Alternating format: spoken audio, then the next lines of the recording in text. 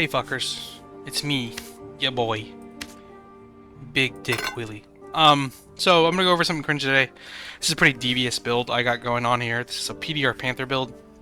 It's pretty strong. It can take a lot of hits actually, due to how much HP and PDR I have. And I'm just gonna go over how to like make your own if you want to make it. One thing to note: this build isn't very cheap. You're gonna spend a lot of money. I think the cheapest kit I made that was functional was probably like 60k. So just keep that in mind.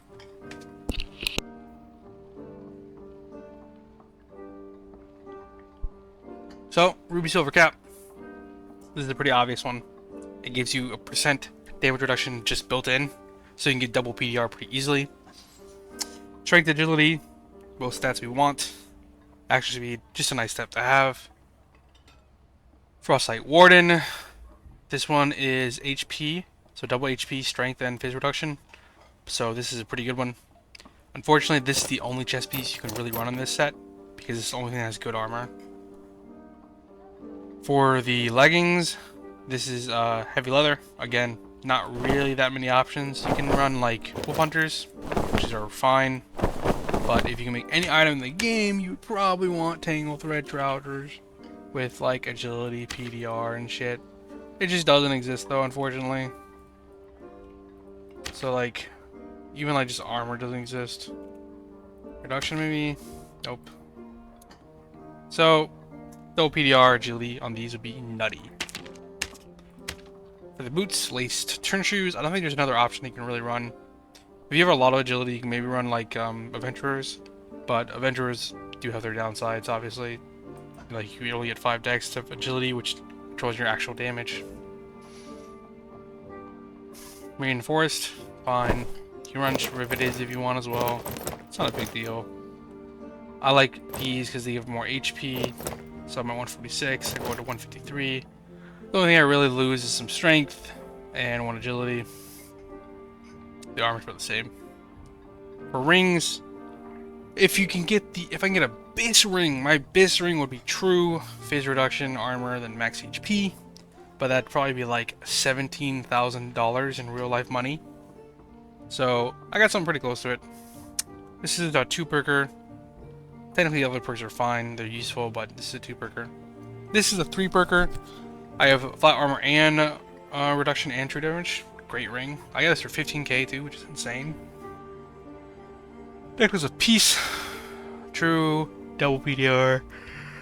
Whatever you want, this matter. Oh, I'm sorry, it's like 2 AM, 3 AM here. Vigilant Cloak. This cloak can be anything, honestly. It can be like Adventure Cloak. It can be a Tatter Cloak, honestly. It can be a Mercurial Cloak. I chose Vigilant because it adds 6 HP. This gives me true his damage and then action speed. Obviously, if the memory was like max HP, it'd be Gigabyss, but it's fine.